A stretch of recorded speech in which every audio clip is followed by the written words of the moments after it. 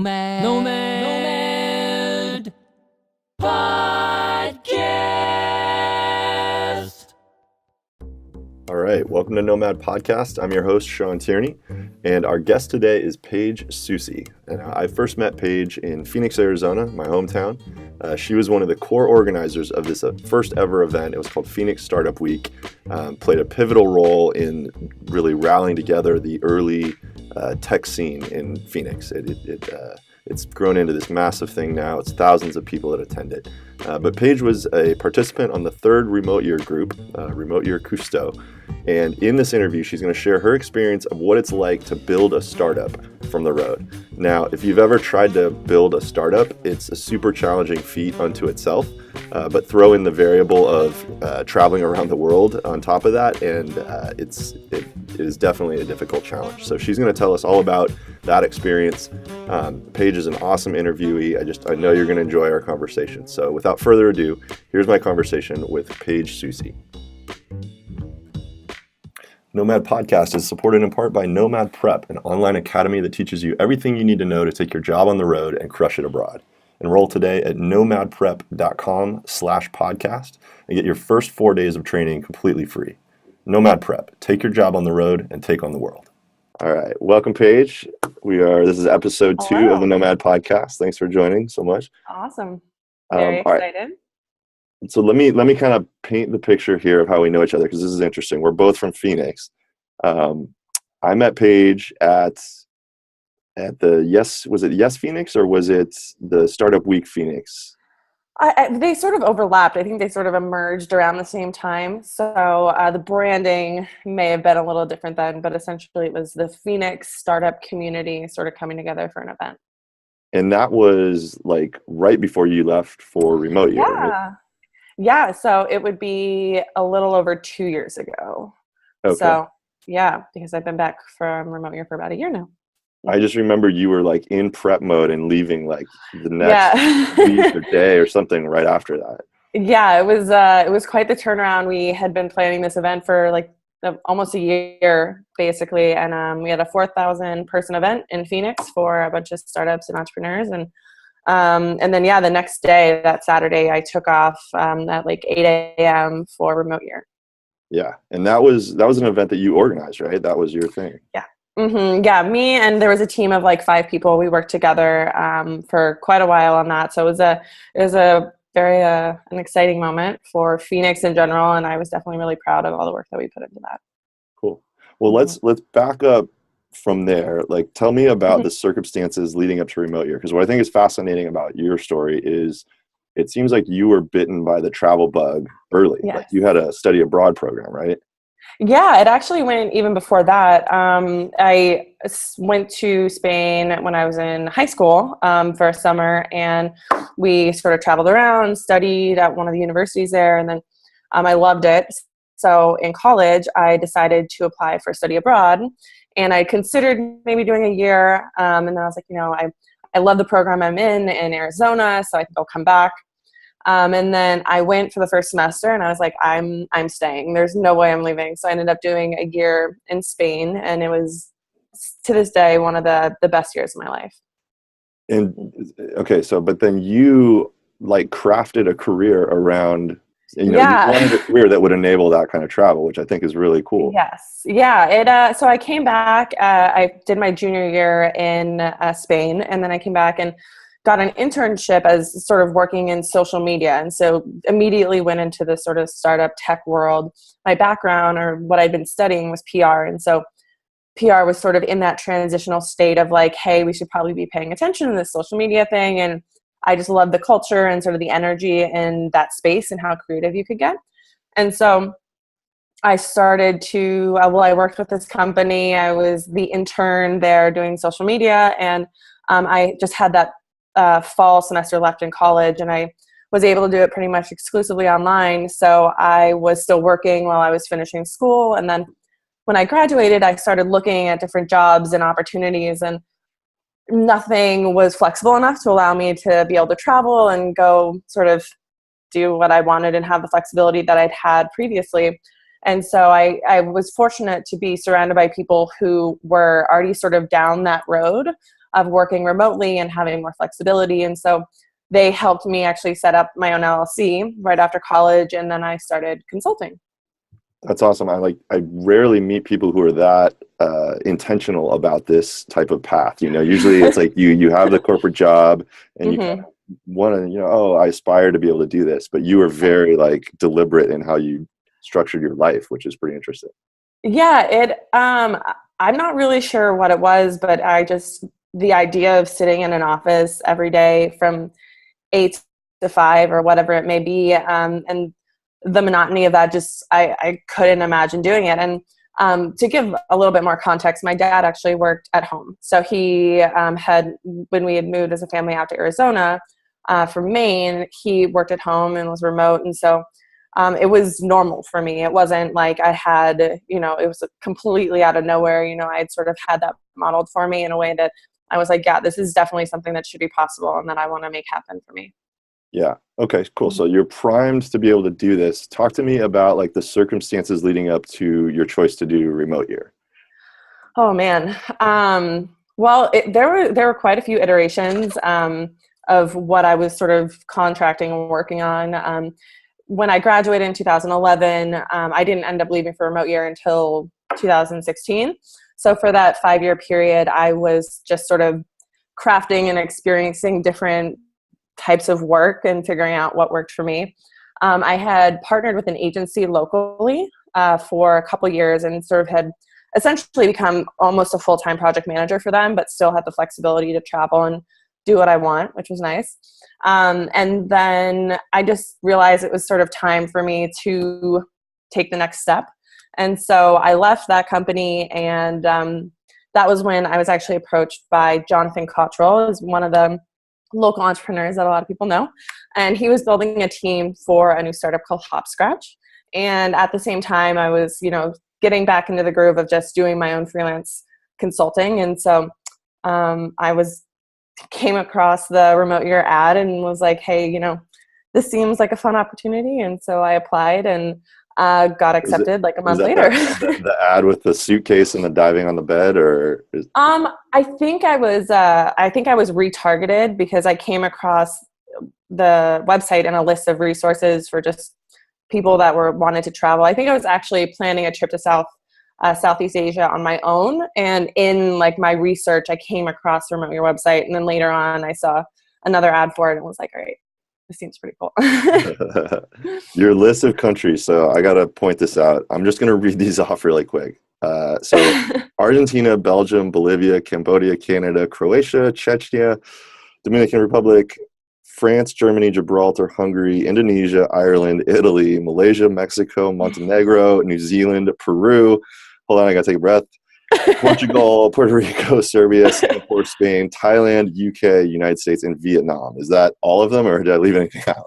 I think you covered all of them, and I'm really excited because I get to add Colombia to that list here shortly. So, I feel like, I mean, it's funny because it sounds like a lot of places, and it is so many places, but then, when you're in a program like Remote Year, I was like, I feel like I'm like the newbie on the block. Like you had some people that were like doubled as how many countries I'd gone to. So it's all about perspective. Yeah, some of the OGs have a list that's even longer than this. I know, it's crazy. But 29, I counted. I actually counted all those up. 29 countries. That is really well traveled. Thank you. I guess one of the other things I left out is when I was younger, I actually did a student ambassador program when I was like 12 years old, and I went to Australia and New Zealand and for a couple weeks. And then, my family loves to travel. And so I sort of had that sprinkled in throughout my childhood as well. So that sort of was like definitely setting the pace for what I wanted to make my life sort of modeled after. Yeah, it seems like you had kind of like all the right pieces in place to encourage this type of existence from the get-go. Yeah. Mm-hmm. Cool. All right. Well, so you're with Hopscratch. You decided to do Remote Year. How did that go? You guys are building this startup. It's in the early phases, right? Yeah. So we were about 8 months into building this company. Well, that was how long I'd been with the team. They had sort of started the ideation period a little bit before that. And we really hit the ground running. we had a lot of great resources. We had a lot of great mentors. And I definitely think that in terms of building a company, you have to create the framework for really, really effective communication if you're not going to be in the same location. Like, there is just something about building a company and being in the same room and being able to just naturally share those ideas and be like, yeah, that's a great idea, we should change that. You sort of lose some of that natural collaboration when you're not in the same place. And I think that I don't think that was necessarily the detriment for, why Hopscotch didn't succeed ultimately. But I think it definitely is something that we learned is crucial if you're trying to build and iterate and change so quickly, and you're not in the same place. Do you think it can be done with the right communication infrastructure and processes, or is it something where you'd recommend not doing, like not splitting up like this in the early stages of a startup? You have to be really intentional about it, I think. And it's shocking how little things can just like slip through the cracks if you're not super intentional. And so if you have a small team and everyone's open to, Slack and digital communication, I think you can definitely make it work. But if some of the team members have an aversion to some of that online communication, it may not be the right time. Mm-hmm. Yeah. Okay. Well, so what were some of the challenges you talk about, hitting some snags there? Like, what specifically, give me like a scenario where something broke down or went wrong, or like help me understand what kind of challenges are we talking about? Well, it was sort of funny. We brought on a team member to support with sales, and he was sort of a contractor with one of the other main team members, and the onboarding process for us, because I was fortunate enough to actually have one of my business partners on remote year with me, which was hugely beneficial because we still could like sort of have that brain share and collaborate and work on things together. But in terms of the people that I was working directly with, for the most part, they were back in Arizona, and so I had a few phone calls with this person, and I think he was with us for a couple months. And then I think he left for some reason he was no longer with the company. And I remember getting back to Arizona, and I ran into this person at a networking event, and I was like, oh my gosh, your name sounds so familiar. And it was this guy that had been working with us for a couple months. And I was like, that alone. Yeah, like what happened around the water cooler? Yeah. Yeah, I was like, I didn't even recognize this person. And so, what we should have done is probably, we had weekly calls for us to like all check in. But everyone knows, the conference call dynamic of like one person's texting, one person's doing this, one person's just not paying attention. And so, making sure that we're doing video and like making it more, trying to recreate that in-person experience as much as possible, I think is really important to, continue to build on that. Yeah, I mean, I can interject here and tell, like, so Paige, we're virtual, and I've been remote the entire time that I was on remote year, and now definitely what I see is like what works well is a practice, and our whole company is virtual, is that we do weekly stand-ups with Zoom calls like this, where everyone's on it. It looks like the Brady Bunch. There's like 40 people like in the squares. And then that is kind of like the glue, and then, or I'm sorry, so weekly that, and then Slack, which is just all pervasive at every hour of the day, unfortunately. But so Slack, for better or worse. Yeah, for better or worse. And then you've got like we do a biannual or semi-annual, I always forget which is twice a year, but the twice a year we do an in-person meeting where everyone flies to the same place. And I feel like that frequency of the in-person meetings are like that infrequent yet high bandwidth face-to-face that gels everyone. And the weekly stand-ups, and then the Slack all the time. It's like those are the perfect pieces, and I feel like if you miss one of those, it kind of doesn't work. But there's definitely some really crucial pieces to that in order to, because that's not to say that like you can't run a business without the video chat and all those things, but you're not going to excel, you're not going to grow, you're not going to cultivate, actual culture and relationships between your team members. Like, those things will fall by the wayside for sure if you're not, sort of supplementing. For sure. Mhm. So what about, okay, so on the topic of business, Mhm. I do pre-questions, and one of your questions was talking about business growth, and I asked you, like, how was the year? Did it match up to your expectations? What were you expecting? And you said Mhm. it wasn't, it was much different than I expected. What do you mean by that? I think for me, um, because of the challenges that I faced with Hopscratch in terms of that sort of tapering off, when you're a co-founder at a company and when it fails ultimately, that's a huge, emotional, professional struggle to sort of address, especially when you're not in the same place and you can't sort of have a round table, talk about it. So that was definitely a huge hurdle for me personally. And then I think just as I, had more time on my hands, I wasn't being as intentional about being productive with that time as I probably should have been. And I thrive in chaos. Yeah, And so having so much time on my hands, I feel like I sort of lost my, my edge and my productivity. for sure. For sure. Was that hard? I mean, I imagine being that far away, and like just the emotion of remote year itself already Mhm. is such like a ups and It downs. But then is. throw that on top of it, that had to have been a pretty tough time, I would imagine. Yeah, it was a challenge. And like I said, having my friend and co-founder with me helped a lot because I wasn't going through it entirely by myself, but I tend to be a little more emotional than Adam. So I think it was a little bit harder for me than it was for him, at least And for outwardly. for the people listening who don't know Adam, like, Yeah. so I got to spend time with both Paige and Adam in Mexico City around Christmas time, and I think we called you guys the old married couple. Like, Yes.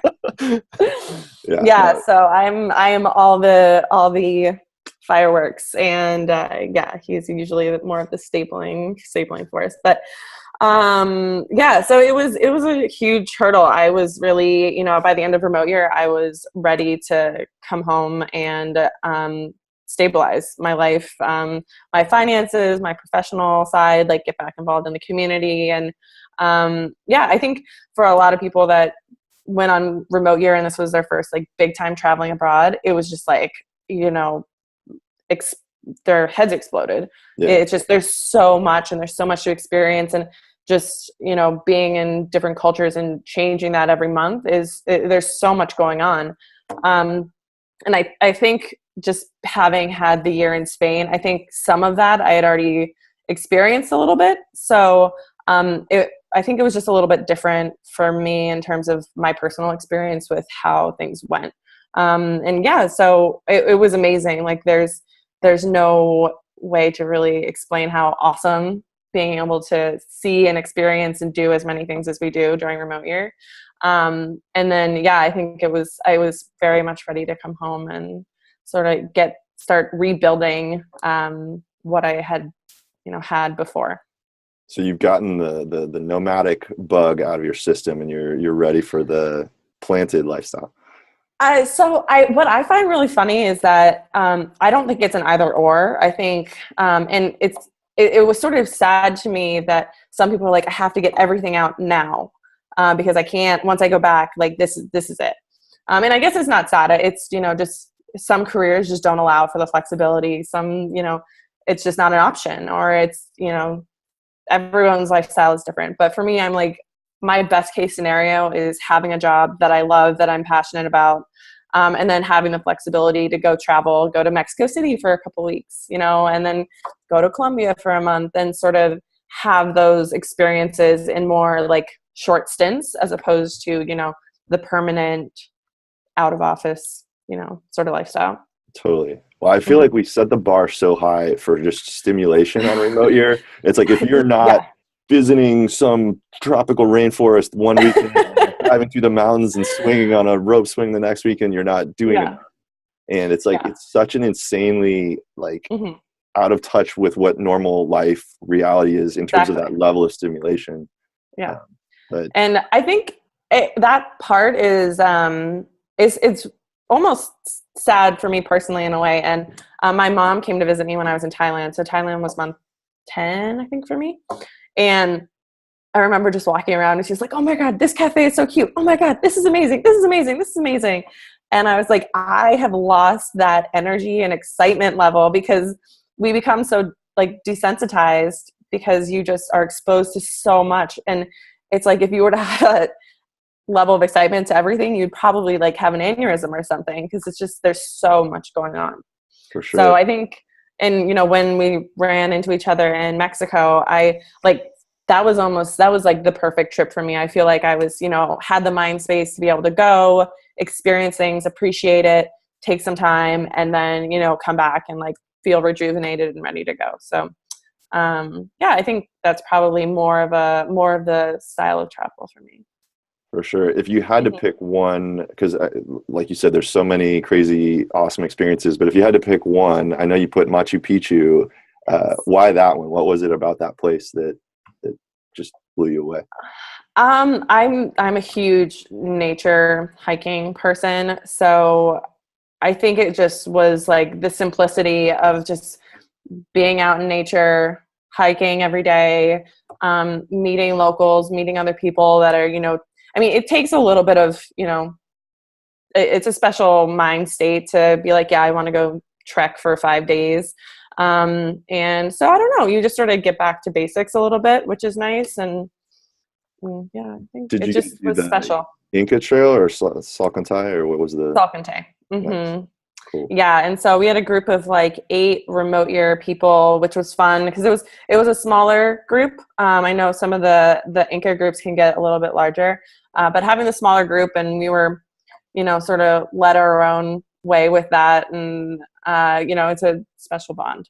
Mm-hmm. Yeah, and that's the one that's like really high altitude, if I remember. Like we did the Inca Trail, which was challenging, but I know that one's like even higher.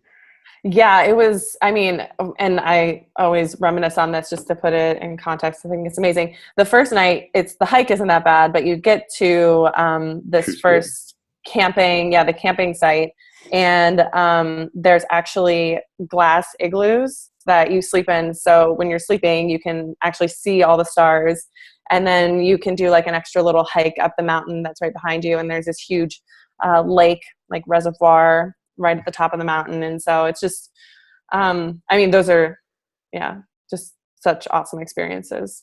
Mm-hmm. That's awesome. Yeah, that was my favorite.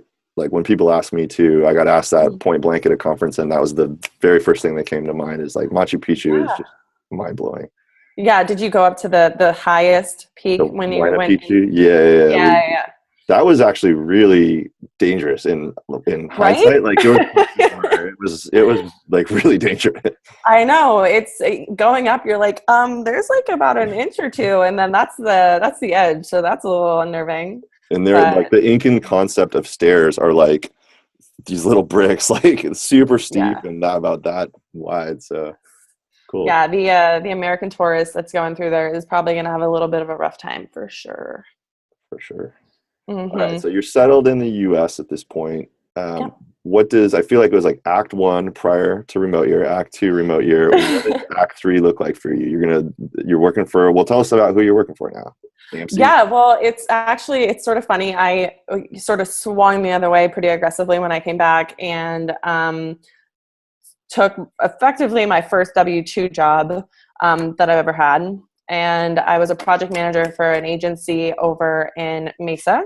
And I think I was there for about like 7 or 8 months. And it just sort of, the itch hit again. And I was like, this just it's not the right fit. And so I decided, to leave that company and build up my consulting again. And so I've been able to work with, some of my old business partners, which has been a lot of fun. And then I am sort of the main project that I'm working on is a company called AMC. So I'm the community director there, and it's, one of the main guys is someone that I've worked with for years, and it's a social listening platform. So, there's some service, there's some product involved, and just sort of building out the community locally and then working on the marketing. And so it gives me a lot of variety, which I love. And then I'm working with another agency in Scottsdale doing some project management. So have sort of a mixed bag, and it's just like, it's the perfect scenario for sure. And this is like the best time of the world, or the best time of the year to be in Scottsdale. I feel like you got like culinary festival, and you got Yeah. all the stuff going Yeah. on. As long as you're not trying to park. If you're trying to park in Scottsdale, it's hell. But as long as that's not a thing, yeah, we just did spring training, so it was sort of nice because we could like walk over to one of the spring training stadiums, have a lunch, and hang out, which is never a bad way to spend lunch. And yeah, so it's awesome. I love the variety. I love the flexibility. Yeah, like I said, I'm going to be doing Colombia here in a couple months, and we'll be working remotely for 2 weeks, and just sort of traveling around for a couple weeks. So it'll be fun. Good deal. I'm going to pull a Tim Ferriss and ask a few questions here just about like tactics and hacks and whatnot. Did you learn any travel hacks that you can recommend, or any, kind of discrete things that you can tell someone, like pack this way or do this thing? Or So buying tickets on Tuesday is the go-to. I feel like that's my Bible for buying flights. Definitely very helpful. Kiwi is an amazing site for if you don't mind, dealing with some really horrible layovers, but you can get really cheap flights, so that's awesome. And then in terms of packing, you never need as much as you think. And people always say that, but it's like, I mean, just assume you will not use most of the things that you're going to bring. I actually scaled down from like a regular suitcase to just a carry-on in Thailand. So the last like 3 months, I just had my carry-on, and it was the most liberating thing that's ever happened. So that was amazing. I've watched my footprint of luggage just go like this. I'm totally with you. Yeah. Like I started out with a giant clamshell Samsonite thing and a hiking pack and a carry-on, and it's just like shed that thing, like get it down. I couldn't do it. You don't need much. And it's funny because I feel like I have like my staples in terms of like dress, plain short, t-shirts, like little jacket. And that's just like rinse and repeat. Like traveling is not about being fashionable. So, that you never need as much as you think you do. So make a carry-on happen is my I'm still recommendation. This shirt, I mean, I'm wearing the same like 10 shirts that I've had. Yeah. So shout out to an Arizona company, Seed Spot. I know. Gotta love it. Gotta rep them. What about, only a couple more questions. So what about, are there any sites that you read regularly, or, resources or podcasts that you particularly like? You turned me on to the Skim. That was something I think you told me about. Yes, I did. That was going to be my thing, especially for people outside of the US. I feel like it is just like right off the top, the high level details that you do or don't want to know. And that I usually just link from there and find all the, at least news and stuff like that. I'm actually listening to Dax Shepard's podcast right now. So that's sort of fun. I'm more like, I'm sort of inching into the podcast world. And then I feel like I'm just always have like Audible books saved that I'm working on. I'm working on one about money right now, which is, I feel like, always a good thing for people to take a look at. The thing I learned about Audible books, I learned this a couple years ago. If you have an Amazon Kindle, you can get the audiobook for it, and it uses that whisper sync. So you can be reading the book, jump in the car, it'll know where you left off and start reading to you from where you left off. Pick it up on your phone at the line at the grocery store. It'll figure out where the audio stopped. It's all like coordinated. That is amazing. I did not know that. Oh, wow. That's awesome. Learn something every day. Yeah, because I feel like, sometimes you just can't be like doing both. But if you could, be able to switch back and forth, that would be great. Yeah, I don't know if it needs to. I just opened the account from my Amazon account, and it did that. I don't know if you need to maybe link your Audible account somehow, but at least it does that on mine. Cool. Well, we'll wrap up here. What would you say? Okay, let me take us back. Last question.